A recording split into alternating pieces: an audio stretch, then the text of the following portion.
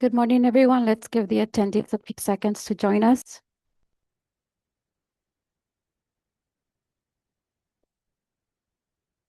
Welcome to the Los Angeles Homeless Services Authority's Finance Committee. Today is Friday, April 17, 2026. This meeting is being recorded. Commissioner McMorran? Here. Commissioner Perkins? Here. Commissioner Rodriguez? Here. We have quorum.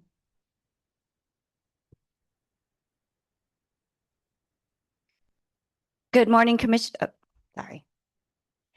Lim, Deputy CFO.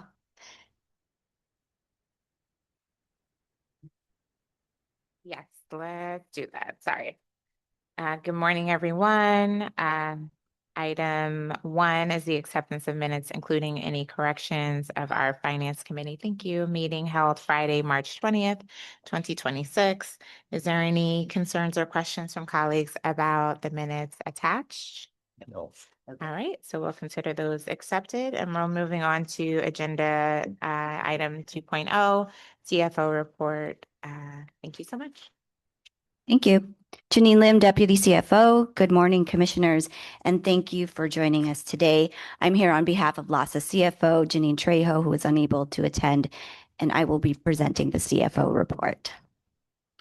Today, in addition to our standard monthly agenda items, we had intended to bring forth a special report on master leasing in collaboration with LAHSA's master leasing fiscal agent,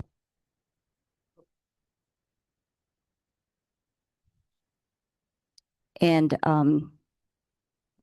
LAHSA colleagues, led by Thomas Wong, Associate Director of Unit Acquisitions. However, in response to a request to postpone this report, we will be preparing this at a future meeting.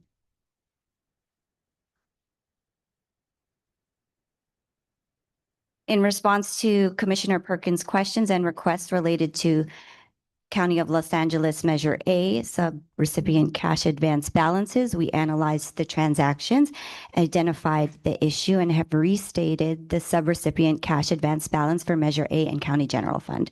The details will be presented by Alejandro Gomez Palma, LAHSA Contract and Performance Compliance Director, during agenda item 3.2 on the financial report on LAHSA service providers.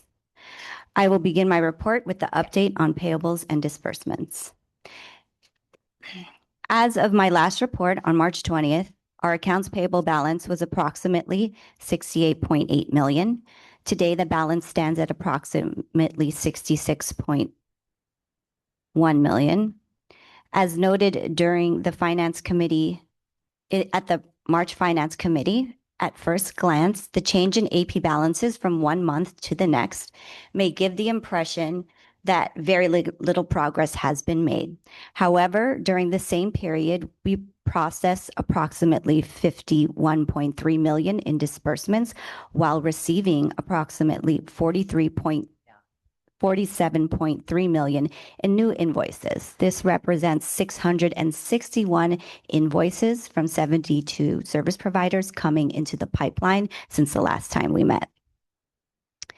Given the scale of the agency operating under an annual budget exceeding $900 million, it is not atypical to see monthly inflows and outflows in the range of up to $70 to $75 million.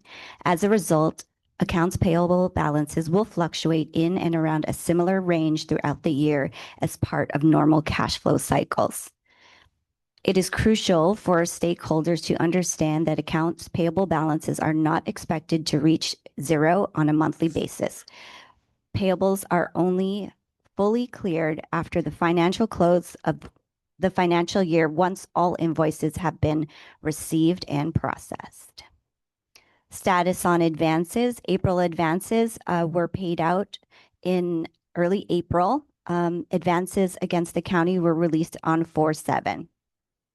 May advances are in process and are expected to be released on time. I reported last month that we were in the final stages of securing a contract with KPMG to examine LAHSA's finance operations and identify ways to identify ways to strengthen our processes, timelines, and accountability. I'm happy to report that KPMG has begun our consulting engagement. The KPMG team has completed their initial information gathering phase, which they have gained an understanding of LASA's core challenges and bottlenecks. I'll move on to third-party funder and third-party independent audits. Funder and we have a total of 5 active audits, including the Los Angeles Fiscal Operations Review and our annual independent audit of our fiscal year 2024-25 financial statements and the single audit. The County of Los Angeles Department of Auditor Controller Countywide Contract Monitoring Division, or CCMD, concluded the field work phase of their review and issued a draft report. However, due to multiple concurrent priorities, we communicated our challenges in providing a comprehensive, accurate, and thoroughly reviewed response timely. We are sincerely grateful to the Department and the Auditor Controller for extending LASA some grace, along with the extension of additional time for LASA to prepare our response by May 13.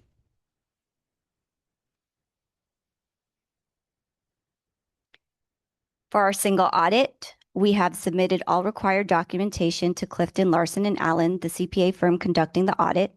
The detailed and principal reviews have been completed. The final National Quality Assurance Review is expected to be completed today, with the auditor's complete report issued to the commissioners on the same day.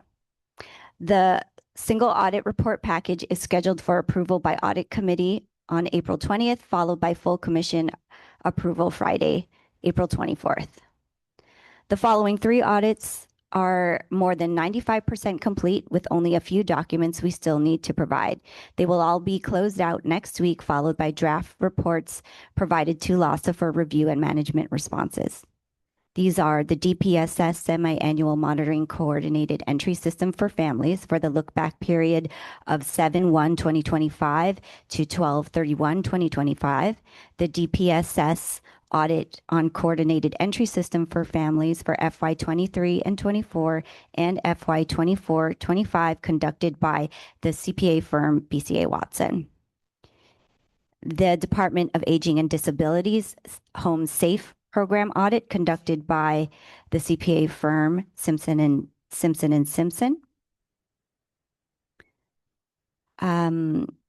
A short update on funding. We expect the mayor's budget to be released on 4/20, and the state HAP agreement is still pending. The state HAP 6 fund agreement is still pending. This concludes my report.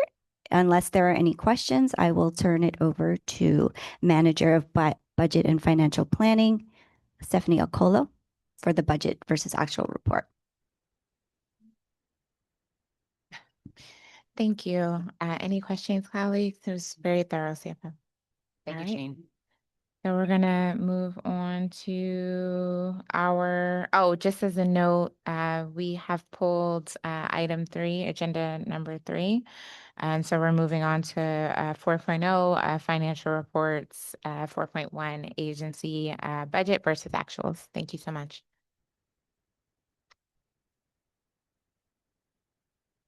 Yep. Time to get used to it. Okay.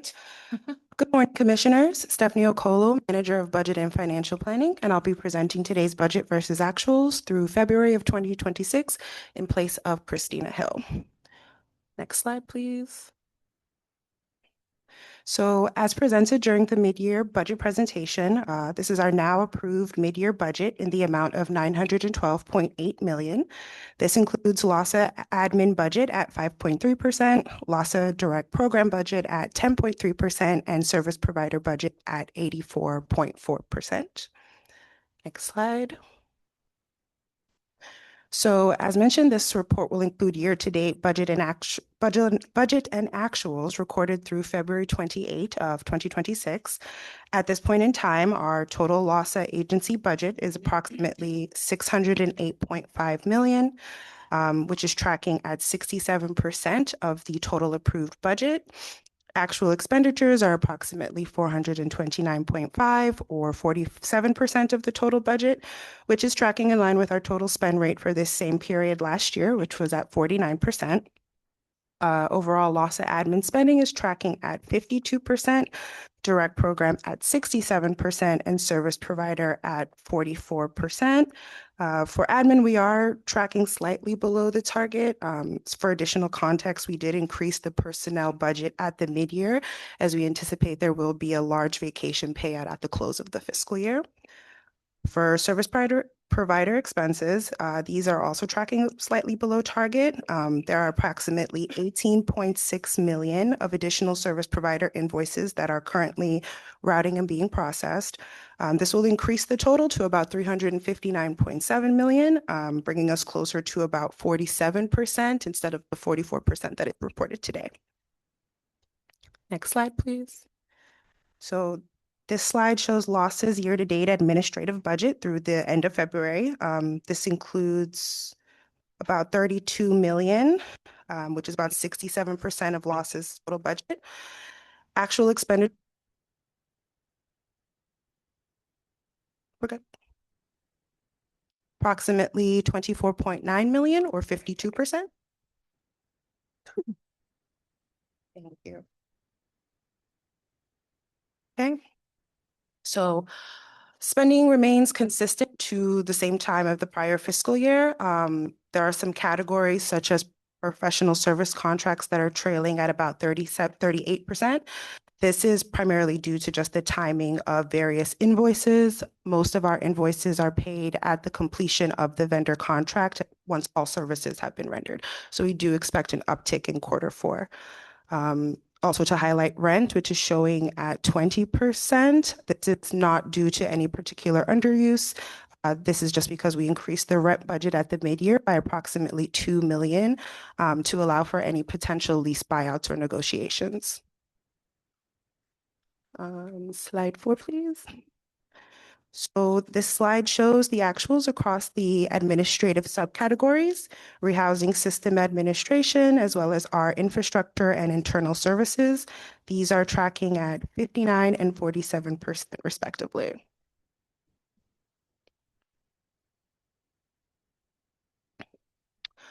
This slide shows our actuals for all our LAHSA run programs. Our LAHSA direct program budget is approximately 62.9%, tracking at 67% of the total mid-year budget.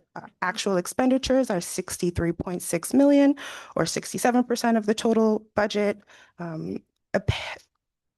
Expenditures might appear to have increased compared to the prior year, but as a reminder, we did add an additional 7.9 million in funding to direct program at our mid-year budget.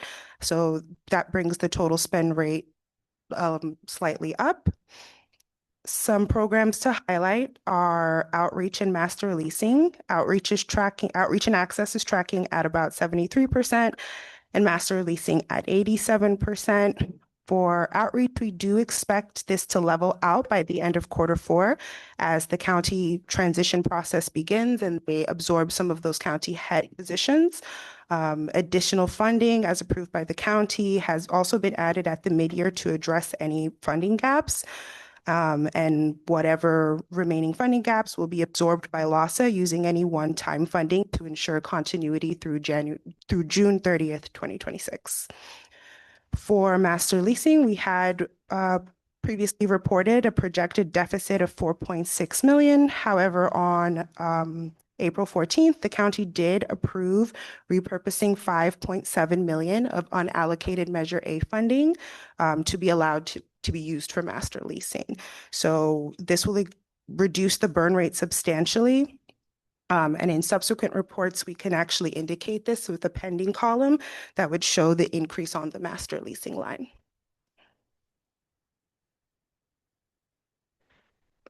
Next slide. The remainder of this is just appendices for additional context for the public.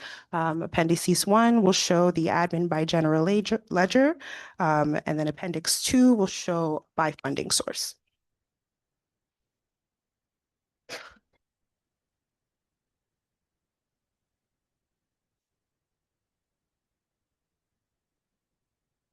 Test. Okay. Thank you so much for your presentation and the level of detail that you all bring to these reports each meeting. Colleagues, any clarifying questions or concerns about the reports? I have a few, Chair. Thank you. Thank you so much. I noticed you referenced the providers are still a little bit behind in putting all of their, invoices in or whatever, how, we're waiting for them to request their payment. And I'm curious what LASA is doing to help. I know the county's reaching out and saying you need to get your invoices in. We need to get these processed. There's a transition happening. What role is LASA playing to get the providers to submit their invoices? I will actually turn that question over to my colleague Alejandro in his next presentation. Is it okay to address that in his service Oh, you're provider? going to talk about how you're working with the providers, Alejandro? I think so. Okay, cool. Thank you. Appreciate that. So my next questions also may not be answered today, and that's fine, but on it's page 11, so it's back a couple on here. I have some questions about the actual budgeted amounts for some of these. So for example, HMIS shows a budget of 7.8. But when I recently asked about the HMIS budget for 26-27, I was told it'd be 12 million. So I'm curious who can speak to that almost doubling of the HMIS budget. Good morning, Commissioners. Enrique Olguin, Associate Director of Budgets and Financial Planning. This slide in particular shows the dollars that we receive explicitly for HMIS. Part of the data analytics department is funded by LASA admin, which is rolled into the admin budget. It complements it. So this is a sliver or a portion of the funding that supports that department. So the budget, can you tell me what the HMIS budget was for 25-26 in total? Yes, I can get back to you. We can look into that. I'll Thanks, send it to Janine. you. And then also if you can do the same for the homeless count, 25-26 budget, 26-27 full budget. Yes, Thank you. Sure. and it's the same thing there. Yeah. It's admin that's also supporting it. Perfect. Yeah, so I just want to see those dollars. Thank you. And then also on problem solving. It says it's 62% spent. We get questions all the time from constituents. We refer them to problem solving and are told there is no problem solving available. So I'm just curious, this is LASA run programs. So are these actual dollars that people could be using to provide clients with problem solving? So this includes the problem solving staffing at LASA. I thought that was, Also, thought that would be on an admin slide. no, this slide will capture programmatic dollars that can be for clients and staffing. Why would that not be the same for the HMIS line then? The Why would you carve out the staffing? The on it, not difference the- there is because this 7.8 million for HMIS, it's direct dollars or direct revenue we get earmarked exclusively for HMIS. Okay, so what's different with the problem solving line? This captures the totality of the budget of it. These are program dollars that we earmarked and labeled problem solving. So how much money is left to help people who want problem solving? I can also report back on that. I think it's confusing to have staff and admin worked into some lines and not others. Doesn't make sense to me. This is in alignment to how we receive the dollars.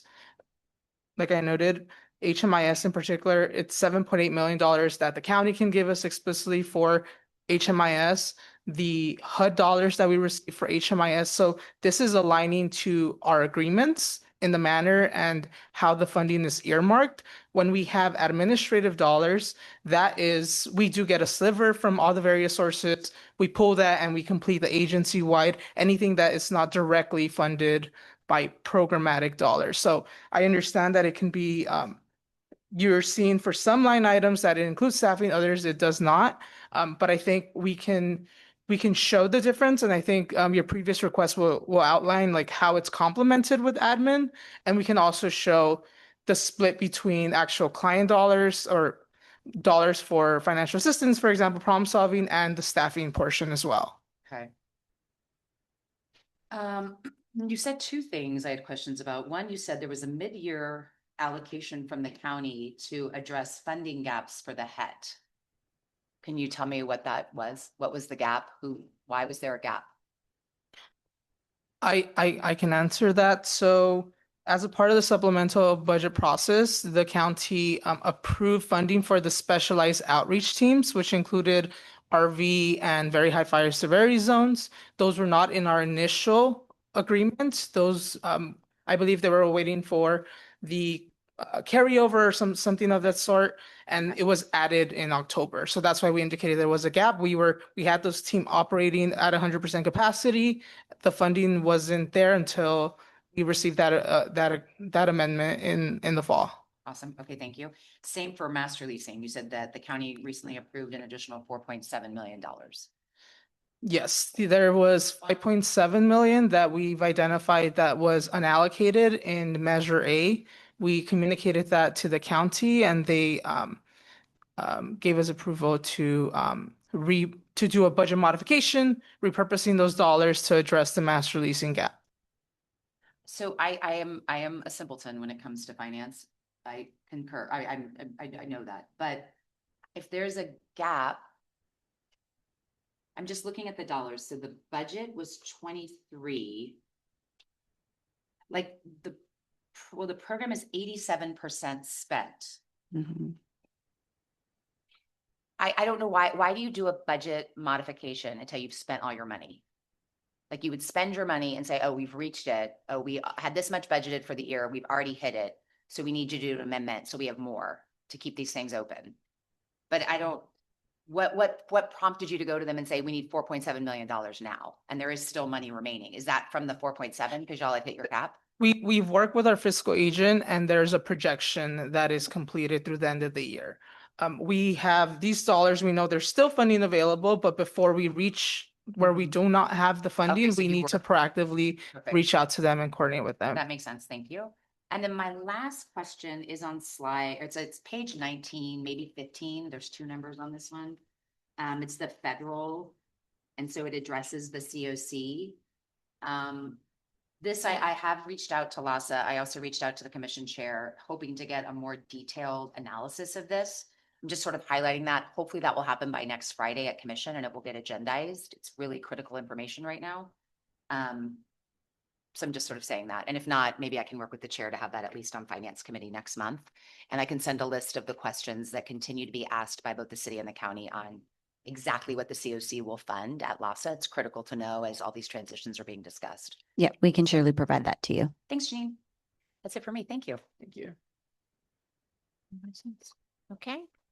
Wonderful. Thank you all so much. We'll proceed on to 4.2, Finance Report on LASA Service Providers. Hi, good morning, Commissioners. Alejandro Gomez Palma from the Contract Performance and Compliance Department.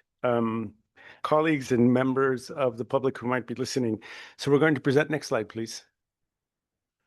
So we're going to present the expenditure for service providers from July 2025 through February 2026. Next slide, please. And this is obviously 8 months. And so the year-to-date budget that we would expect expenditure to be is 67%.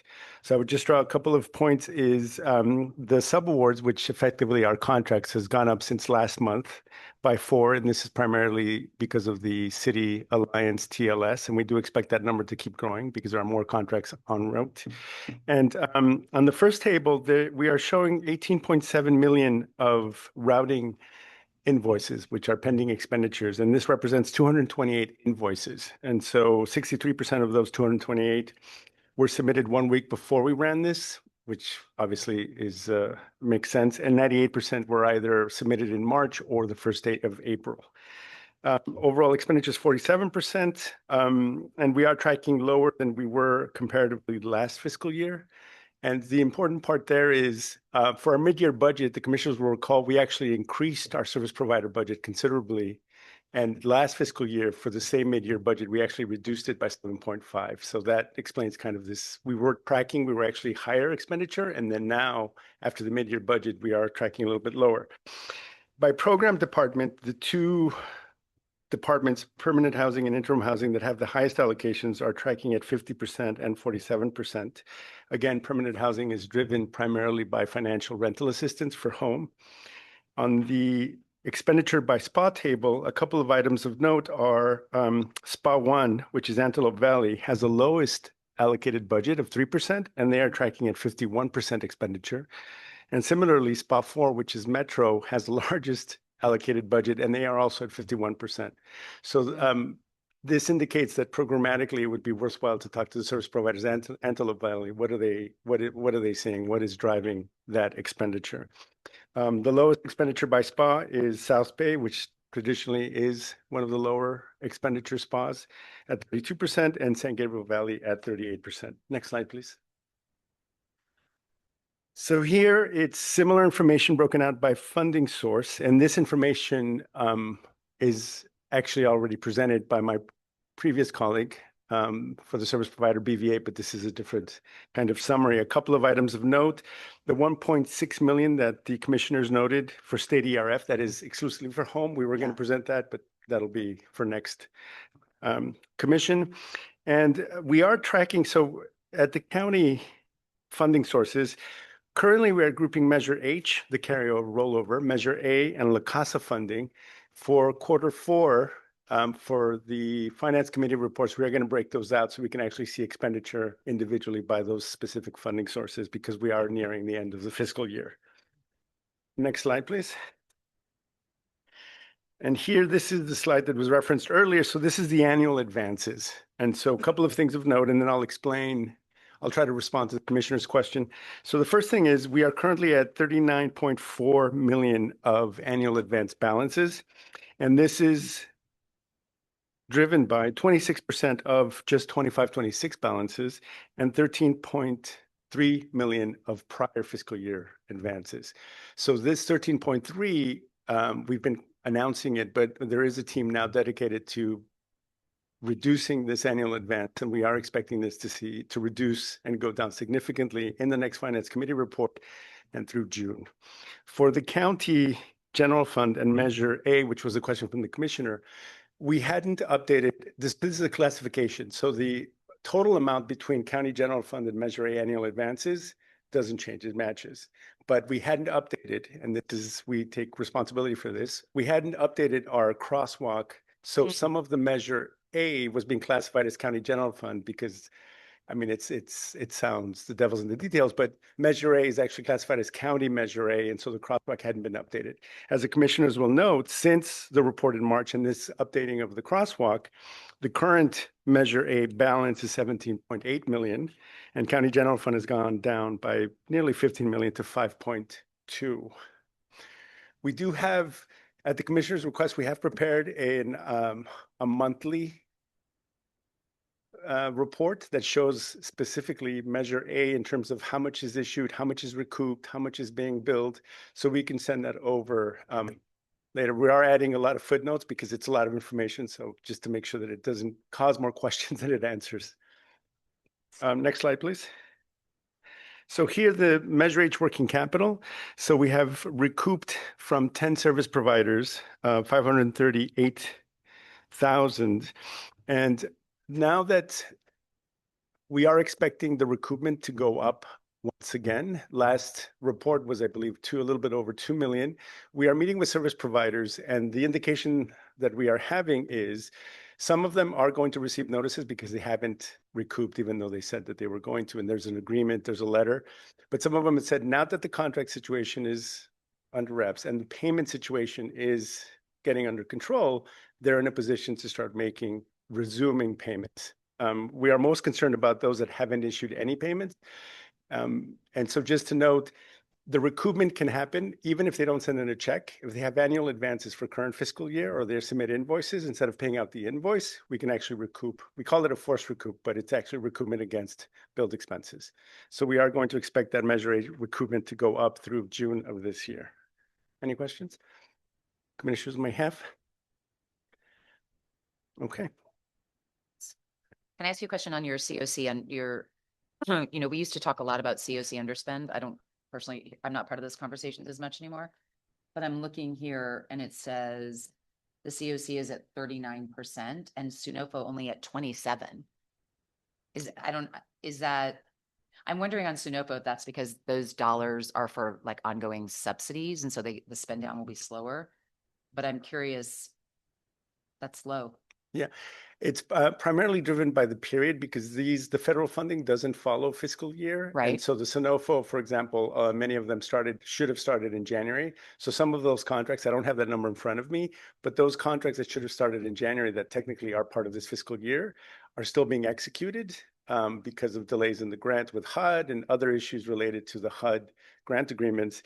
And so we are expecting specifically for Sonofo, TLS Housing Navigation, to go up in subsequent because those contracts are going to be executed. Service providers are going to submit January, February, March, April billing in one go, kind of what we saw at the end of last fiscal. How many slots are left in Sonofo for people to be referred into those vouchers? I'd have to check that. We'd have to We'd check have that. to look into that. Are y'all writing those? Do you write those things down? Thanks, sorry.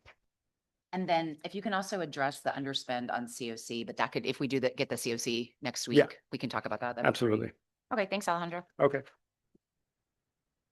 Yes, Commissioner. There you go. I do have a couple questions. So on page 11, can you speak on the significant increase in utilization on capacity building funds compared to last year? To the earlier question on what we're doing to support service providers with invoicing and so capacity building funds has significantly increased. So can you speak on that? Like what are we doing? Page 11. Page 11, I'm sorry, I don't have the page numbers with me. Is it what? It's on the, okay, my I apologies. apologize, Commissioner. No, I don't not have the at full all. Presentation to which. Oh, It's on the budget versus actuals as of February 28.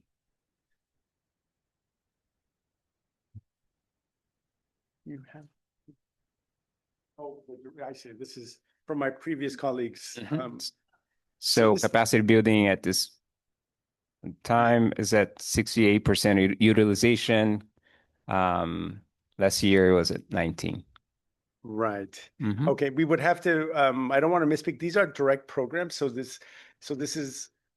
service providers don't actually receive this budget. This is a Mhm. capacity building budget managed directly by LASA. So Of course. please allow us to really understand the activities that are driving that increased expenditure.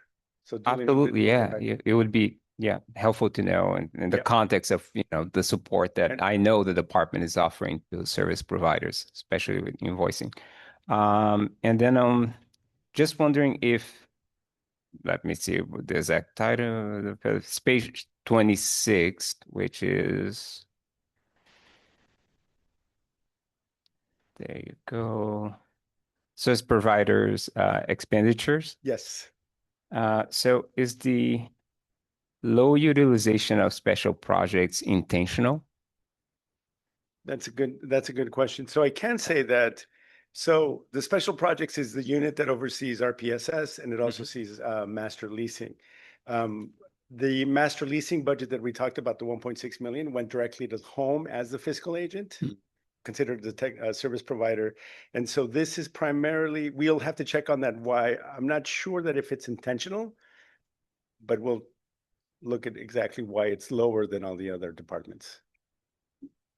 Got it. Understood. Thank you. And then finally, in terms of the force recoupment, if needed, right? When would that be triggered? So that was going to be triggered starting Q4 expenditures. So because of the lag in billing, the April expenditure is actually due in May. And obviously March expenditure was just due on the 15th of April. Doing a preliminary cursory analysis, service providers haven't submitted their billing for March yet. And so the meetings actually are starting this week. I have a meeting with one of the largest providers later today at 12. And those providers that it doesn't really benefit providers or us to send a notice of delinquency or forced recoupment, but it really is important for us to meet with them and say, why are you ready to start recouping? We've been meeting with them and they've said now that the payments and the contracting have normalized, we're going to be in a position to start recouping and allow you to recoup either. So it's not a forced recoupment where we just decide. It's actually agreed and saying, okay, for my invoices, can you please recoup this amount? And and lower it. So it really has to be done in a coordinated fashion. So forced recoupment, I shouldn't have, it sounds forced, but it's more of an agreement of, instead of me sending you a check, recoup it based on my invoicing. Thank you. No, I appreciate that. that's definitely It is an important. important distinction, though. I'm Yeah. familiar with Nope. recoupment processes, so that's Yeah, all right. internally, we call it forced recoupment, Mhm. but it's really not, Mhm. it's not forced recoupment. And we have adapted our weekly meetings with the county to transition them into more of a financial space to work out these types of agreements together. And so we're transitioning to having like really close conversations about what this Q4 will look like so that we can be in alliance with each other about the messaging to service providers about the recoupment of the Measure H working capital as well as any outstanding advances. Thank you. Thank you. Since the Commissioner took us back to that same slide, Alejandro, which was 11, I have a question. This might be for you, Janine, because I'm just trying to envision what is, July 1st is coming really quickly, and what it will look like when the county doesn't have the contracted funds through LASA. And so, for example, with master leasing, that's a braided contract. It's primarily was funded by the county, but there was also city funding and COC HAP funding that LASA gave. But you identified a gap, so you call the county and they give you $4.7 million. I'm wondering 5.7. next year, like how often, let's say you're running a program and there's a gap, how quickly can the city get you money to fill a gap? When I'm just thinking about the sustainability of LASA post July 1st. If something like that happened next year, how would you fix that? This is a theoretical question at this point. Well, it's not theoretical, no. It is the same situation happens, which always happens. And if the city invests the same amount of money they've invested this year, are they able to fill gaps? The way that I hear the county it does it all the time. And this isn't like finger pointing. They have different funding. Absolutely. Everything's different. Yeah. But how's LASA going to make that work? Absolutely. Interim CEO Gita O'Neill, I would say that we're going to work closely with the city. They're very supportive. We just won't have as many programs that are like this, that are unpredictable in nature of, how many beds we're filling, the slots. Master leasing is quite complicated. So I think we will be focusing on the contracts, which hopefully will not have these, Okay. swings.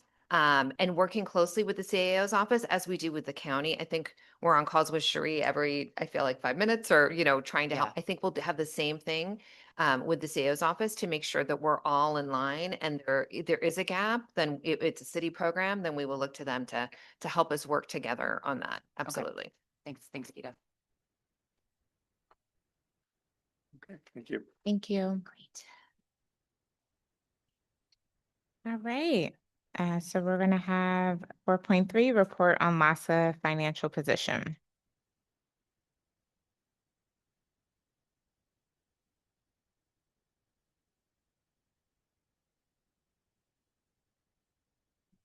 Good morning. Kathy Chen, Associate Director of Accounting. Say here on behalf of Christina Hill. I'm presenting the LASA financial position. As you can see on the screen, the total combined cash and account receivable is at 180.5 million, which is enough to cover the accounts payable of 65.6 million.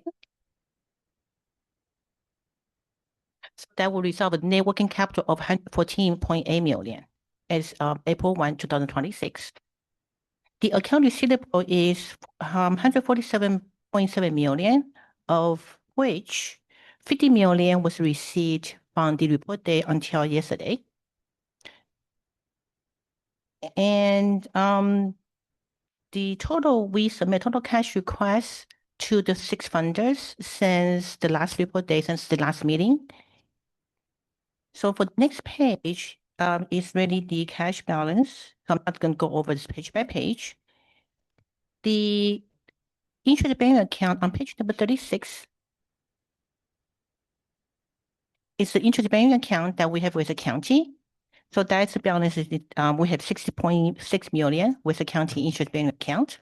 The last page is showing that the total payment we received since March 22 until April 1st, 2026.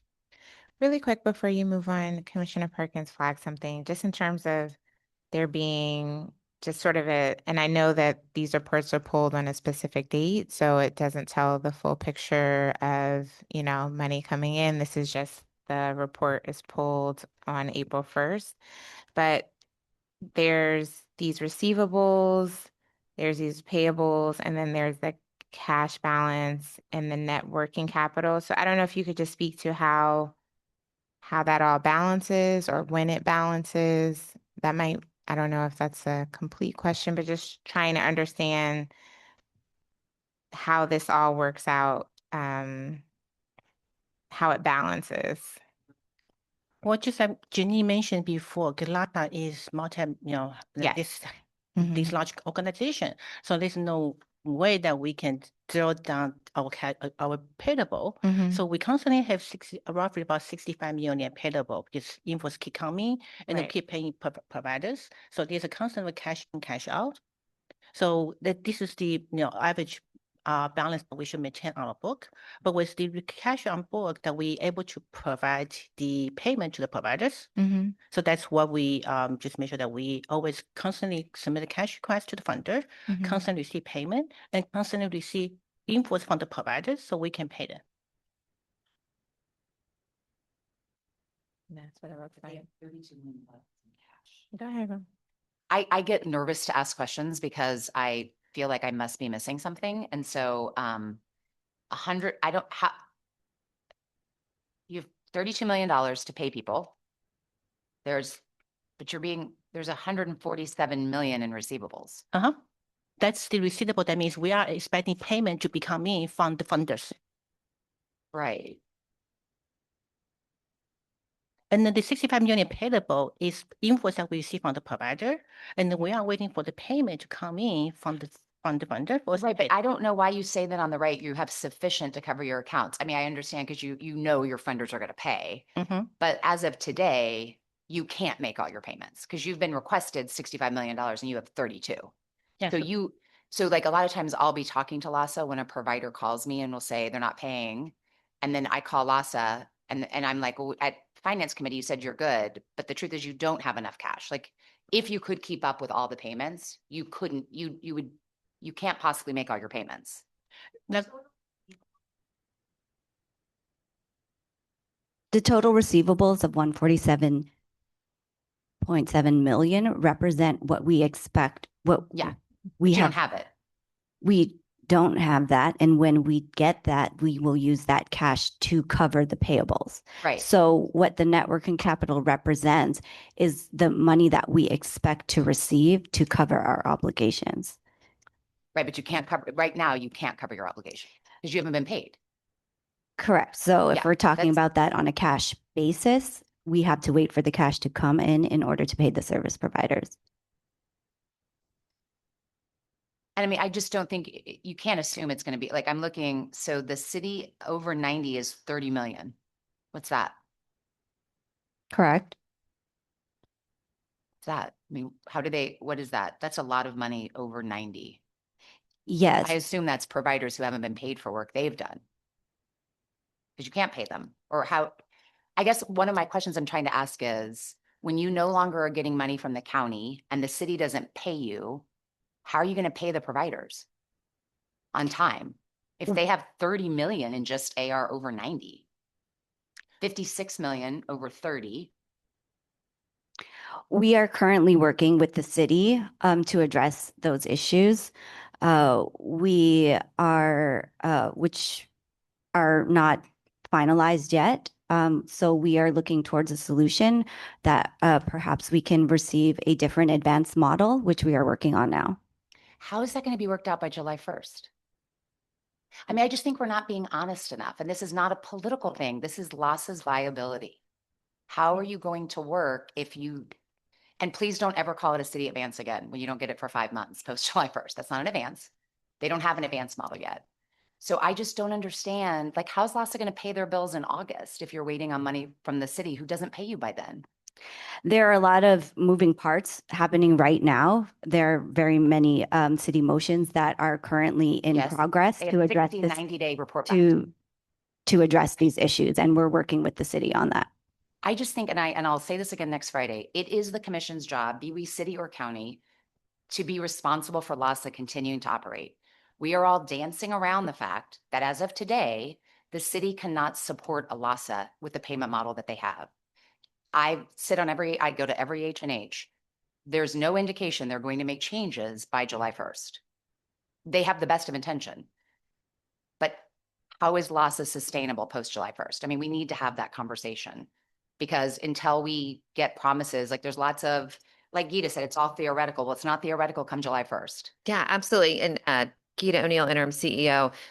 In the past, I believe LASA has had a line of credit. This issue is not new, I think, in the way the funding is. So we'd have to do that again if we cannot work out a funding schedule that doesn't allow us also breathing room, assurances to make our payroll, our rent, just like the providers have to every quarter. So that's something that LASA Commission needs to discuss, which is how much line of credit will you need to get? And just like the providers, how much interest will that accrue that you cannot bill the city for? Exactly. And we've been talking about that in that ad hoc transition committee that was formed. So that's one of the topics we've been talking So about. we'll get an update on that Friday. I assume so. I don't want to speak for the committee, but we, if that's what the chair would like to do, we can do that. I mean, April 17th, July 1st. Yeah, and to Janine's point, we have been working closely with the city. They have been, as you've been also in H&H, trying to establish something that will work. They have several advanced models, but we also did note the timeline that was in one of the various motions that are all going to council, hopefully forthwith to full council, we would hope. And we will again keep working as close as we can with the city. Absolutely. Who would give LASA a line of credit? I believe we had one from our current bank in the past, according to folks who have been on the commission for a while. So probably something like that. Could we get a report on it feels like April 17th, you probably should start asking if you're. Yes. Yeah, absolutely. Okay. Yeah. And you want it in this committee or? Maybe whenever that update comes from the ad hoc. Okay. Thanks, Gita. Thank you.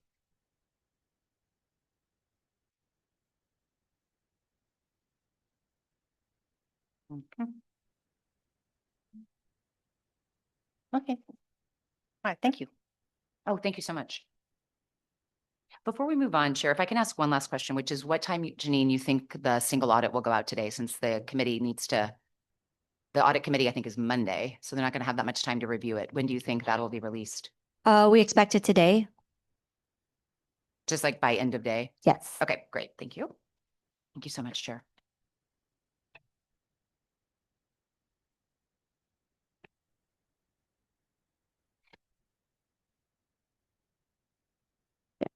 Oh my goodness. Okay, it's working. Apologies. Thank you all so much for those reports and addressing the questions. And we look forward to some of those report backs in our next meeting. I know that we have, I know there already been some requests for additional report backs or items. Are there any updates or any additional requests from colleagues at this time? Okay, so I will go to general public comment. Mr. Hill?